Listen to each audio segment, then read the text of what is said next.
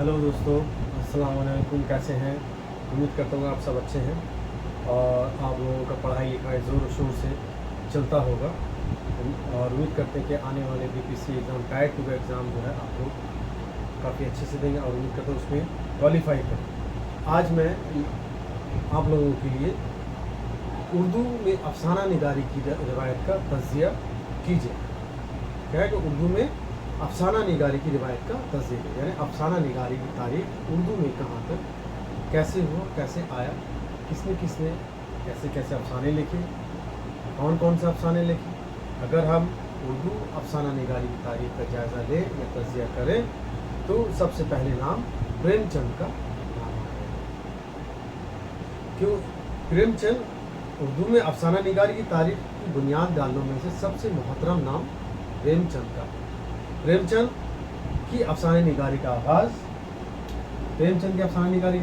1901 से ईस्वी से लेकर का 1936 ईस्वी तक रहा। कितना ईस्वी तक? 1901 से लेकर 1936 तक।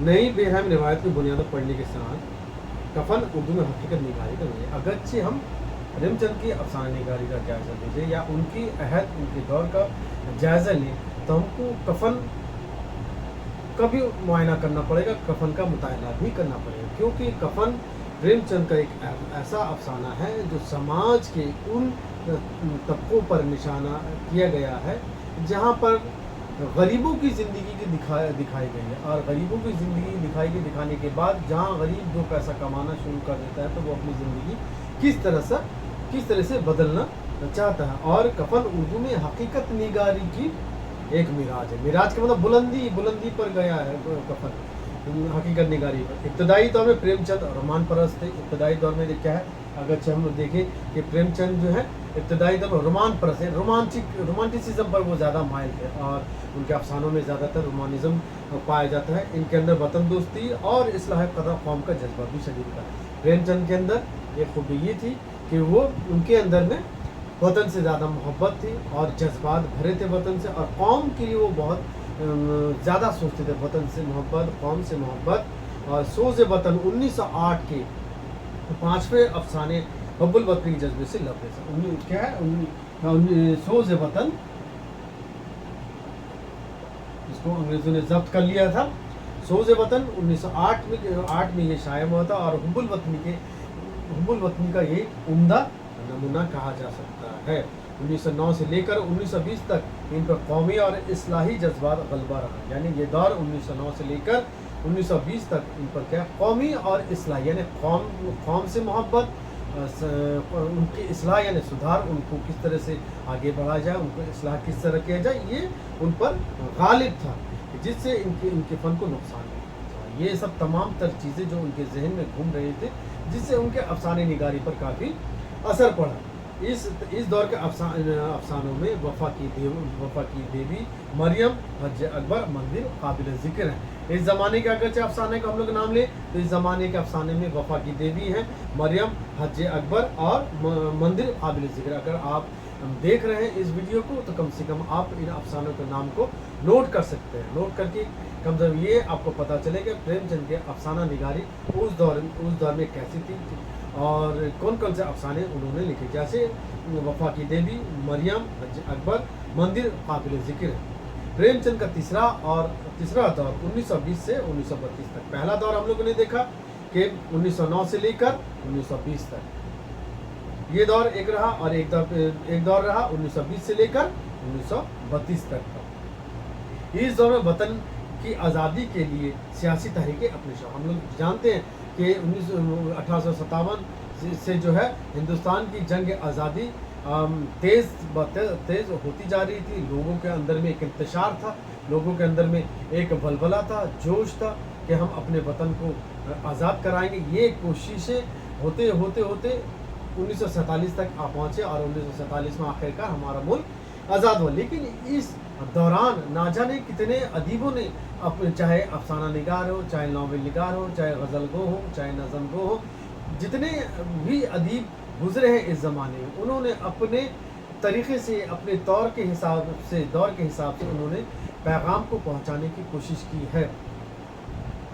1920 سے لے کر 1932 تک تھا، اور اس دور میں پریم چند نے گاندھی جی کا اثر قبول کیا اور 1921 میں عدم تعاون تحریک کی آواز پر لبیک کہی۔ کیا ہے پریم چند نے کیا ہے گاندھی جی کا ساتھ دیتے ہوئے گاندھی جی کے جو آئیڈیلزم جو تھے، گاندھی جی کے جو آئیڈیالوجی کل تھاٹ تھے، ان پر پریم چند کا اثر کافی پڑا، اور یہ اثر ان کے افسانے میں بھی ہم لوگوں کو ملتا ہے۔ 1921 میں پریم چند عدم تعاون تحریک سے وابستہ رہے، اور اس قسم کا افسانوں میں جیسے جیل، بھاڑے کا ٹٹو اور ستیہ گرہ تاریخی اہمیت کے حامل ہیں۔ پریم چند کا چوتھا اور مختصر دور، آخری دور اگرچہ دیکھا جائے پریم چند کا، تو سب سے آخری دور پریم چند کا تھا، جس میں انہوں نے یہ دور 1932 سے 1936 تک کا ہمارے سامنے منظر عام پر آتا ہے، لیکن تخلیقی اعتبار سے بہت اہم ہے۔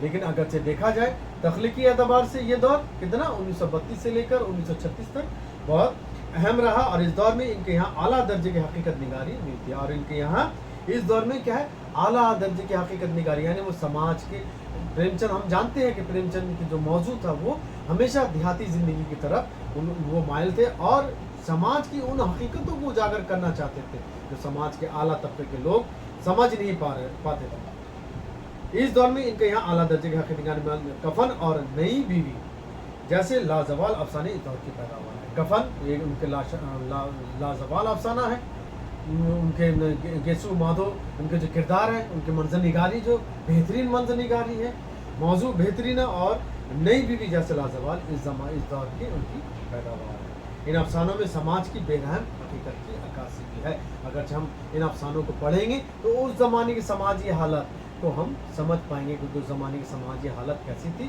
سیاسی حالت بھی کیسی تھی۔ پریم چند نے ہندوستانی گاؤں کو اپنا بینک پہلے کہا کہ پریم چند کے زیادہ تر افسانوں میں ہم کو ان کے دیہاتی زندگی کا اثر ملے گا، اس لیے یہ کہا جا رہا ہے پریم چند نے ہندوستانی گاؤں کو اپنے افسانوں کا موضوع بنایا۔ کیا ہے کہ پریم چند اپنے افسانوں میں کیا کیا کہ ہندوستانی گاؤں کا، ہم جانتے ہیں کہ گاؤں کے ماحول کیسے ہوتے ہیں، گاؤں کا سماج کیسا ہوتا ہے، اس سماج سے جب لوگ شہر کی طرف آتے ہیں تو ان کو کتنی مشکل ہوتی ہے یہاں پر زندگی گزارنا، اس لیے پریم چند نے ان موضوعات کو چنا جو ہندوستان کی ایک آبادی زندگی گزارتی ہے۔ پریم چند نے اور ان کا قلم گاؤں کے مسائل اور دیہی زندگی کے مسئلے پر اپنا جواب نہیں دیتا، اور انہوں نے اپنے افسانوں میں دیہاتی زندگی اور گاؤں کے ان مسائل کو اجاگر کیا جن کا حل ہونا ضروری تھا۔ انہوں نے غریب اور بھولے بھالے کسانوں کی زندگی، ان کے مفلسی اور بیچارگی پہلی بار ادب میں حصہ بنا، کسانوں کی زندگی کو اجاگر کیا، ان کی بھوک پیاس کو اجاگر کیا، بھولے بھالے انسانوں کی زندگی کو اجاگر کیا، اور گاؤں کی زندگی ان افسانوں میں دھڑکتی ہوئی نظر۔ جب ہم ان کے افسانوں کو پڑھیں گے تو ہم کو احساس ہوگا کہ گاؤں کے لوگ کس طرح سے زندگی گزارتے ہیں، اور گاؤں کے کسان کس طرح سے زندگی گزارتے ہیں، وہاں کے بھولے بھالے لوگ کیسے ہوتے ہیں، ان کی محبت کرنے کا طریقہ کیسا ہوتا ہے، انسانیت ان کے دل میں کتنی ہے، رحم کتنا ہے۔ تو یہ جب ہم ان کے افسانوں کو پڑھیں گے، پریم چند کے افسانوں کو، تو ہم کو پتہ چلے گا۔ اور یہ بات یاد رکھنی چاہیے کہ اگر اردو میں افسانہ نگاری کی تاریخ کا اگر ہم جائزہ لیں گے تو بنا پریم چند کی افسانہ نگاری کا تاریخ مکمل نہیں ہوگا۔ جس طرح سے ہم انگریزی میں شیکسپیئر کو بنا شیکسپیئر کا ہم انگریزی ادب کو مکمل ڈرامہ نگاری کو پورا نہیں کر سکتے، اسی طرح سے افسانہ نگاری کو بنا پریم چند کے ہم لوگ مکمل نہیں کر سکتے ہیں۔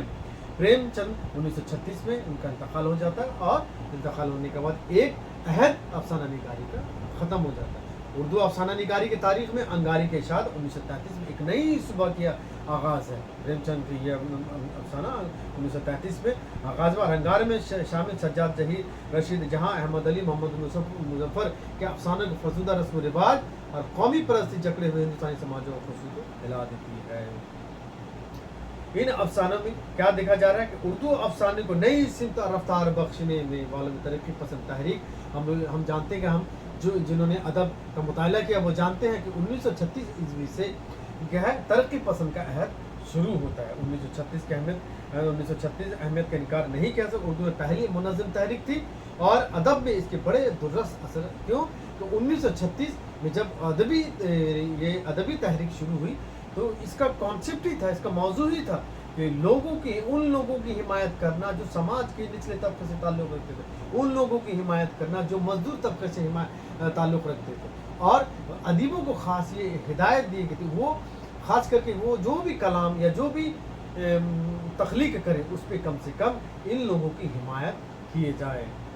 इस तहरीक के ज़रिए से अदब बराए ज़िंदगी का नारा लगाया गया। क्या नारा लगाया गया कि अदब बराए ज़िंदगी। अदब क्या है? ज़िंदगी से जुड़ी हुई अदब को हम ज़िंदगी से, अदब को हम ज़िंदगी से बाहर नहीं कर सकते हैं।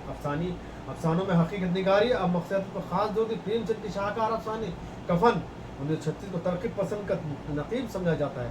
अगर हम कफन का जायज़ा लें 1936 में, ये क्या एक ऐसा मौजू है कफन जो समाज को उन तबकों को उजागर करता है जो हम चाह रहे थे, जो उस ज़माने का नीड था, ख्वाहिश थी। तरक्की पसंद तहरीक जल्द मकबूल हो गई और नौजवान शोरा अदबा की एक पूरी जमात इसके साथ। आज क्या देखा गया आहिस्ता आहिस्ता, क्या 1936 ईस्वी में एक नौजवान तबका, चाहे शायर शोरा हो, चाहे अफसाना निगार हो, नावल निगार हो, चाहे कोई भी हो, सब आहिस्ता आहिस्ता सब लोगों ने क्या है तरक्की पसंद से जुड़ना बेहतर समझा।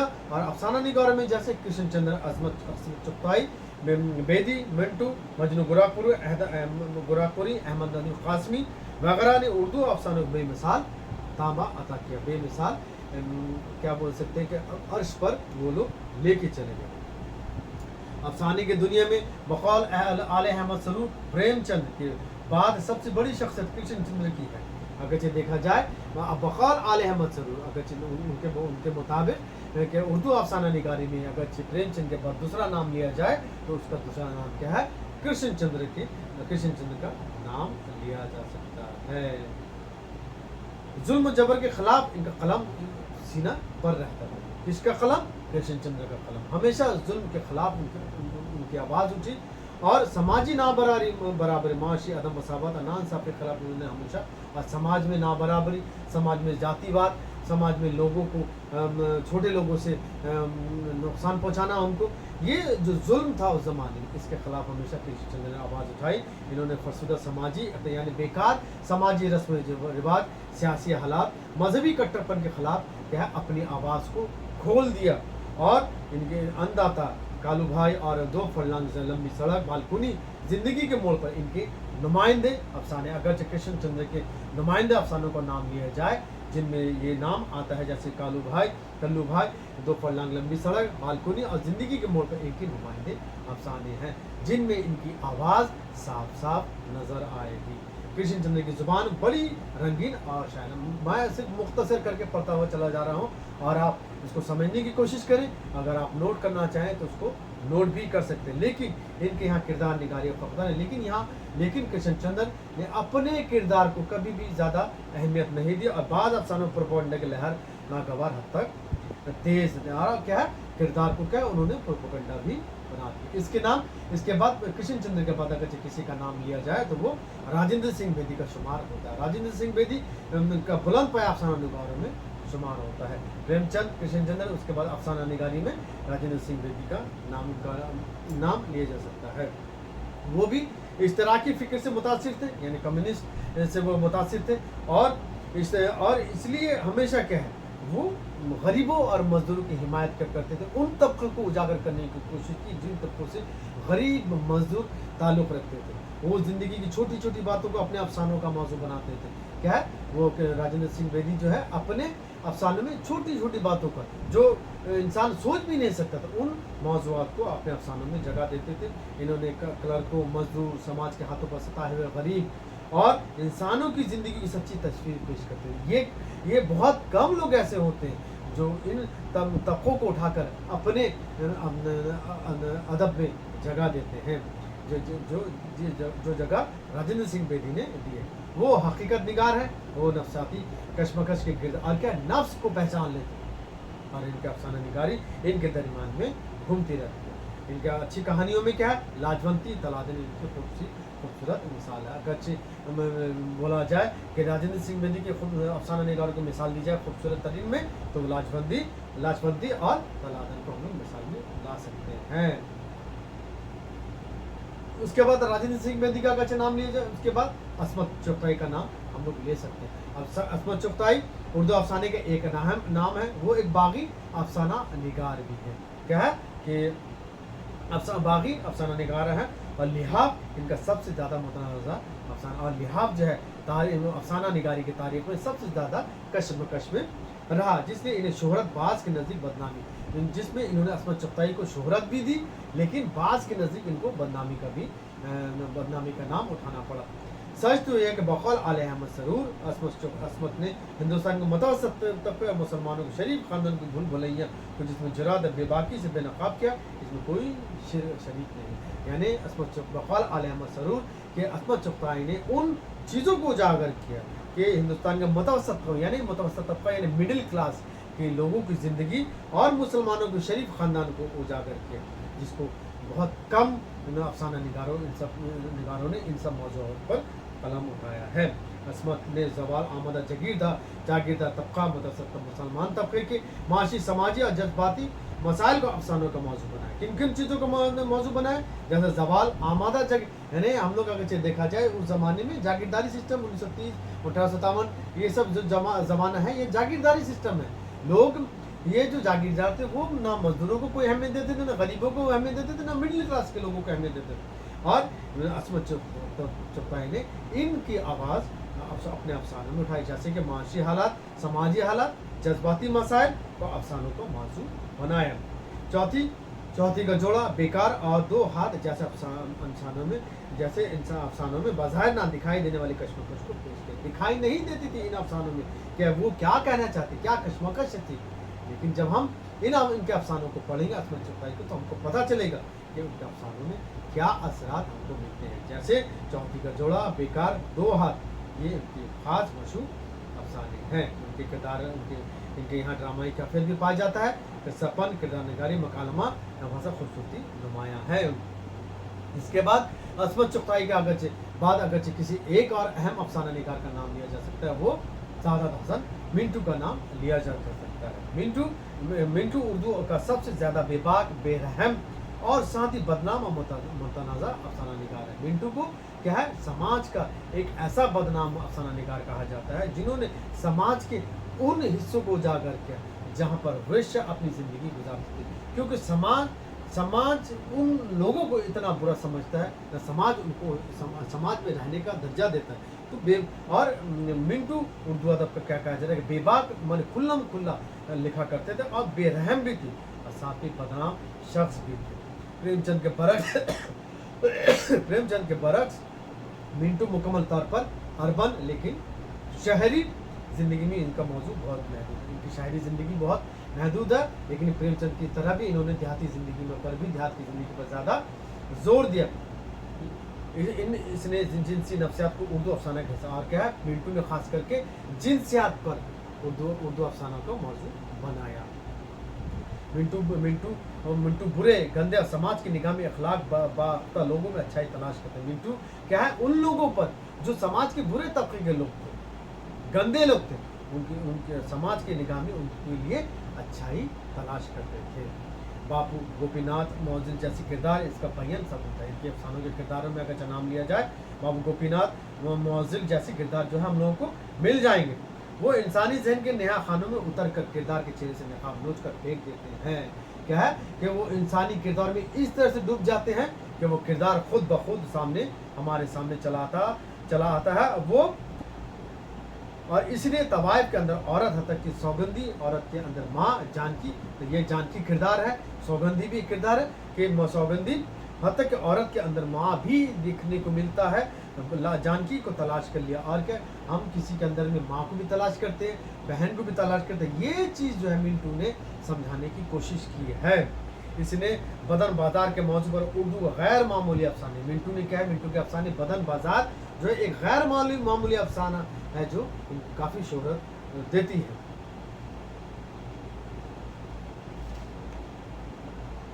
तो ठीक है दोस्तों, आज हम यहाँ तक ही उर्दू अफसाने की तारीख पे बहस कर रहे थे। प्रेमचंद 1901 ईस्वी से लेकर 1936 प्रेमचंद के दौर का हम लोग 4 दौर में हम लोग तकसीम कर सकते हैं प्रेमचंद के दौर को। और प्रेमचंद का अफसाना निगारी का दौर उर्दू अदब के लिए एक ख़जाना था। अगर प्रेमचंद ना होते तो शायद अफसाना निगारी वजूद में ना आती। और अफसाना प्रेमचंद के बाद कृष्ण चंद्र का नाम लिया जाता है, कृष्ण चंद्र के बाद राजेंद्र सिंह बेदी का नाम लिया जाता है, राजेंद्र सिंह बेदी के बाद असमत चुगताई, उसके सादात हसन मिंटू, फिर इसके बाद सिलसिलावार अफसाना निगारी की तारीख, फिर जदीदियत, माबाद जदीदियत, फिर मॉडर्न ज़माने के अफसाना निगारों का नाम हम लोग नेक्स्ट क्लास में मैं इस नेक्स्ट क्लास में इस वीडियो को अपलोड कर दूंगा नेक्स्ट क्लास पे। अगर आपको ये क्लास पसंद आया तो आप ज़रूर कमेंट करें। आपको अगर कुछ और टॉपिक पे क्लास करवाना है, समझना है, तो आप भी इस कमेंट करें बॉक्स में। अच्छे रहिए, खुदा हाफिज़, गुड नाइट, शब्बा खैर।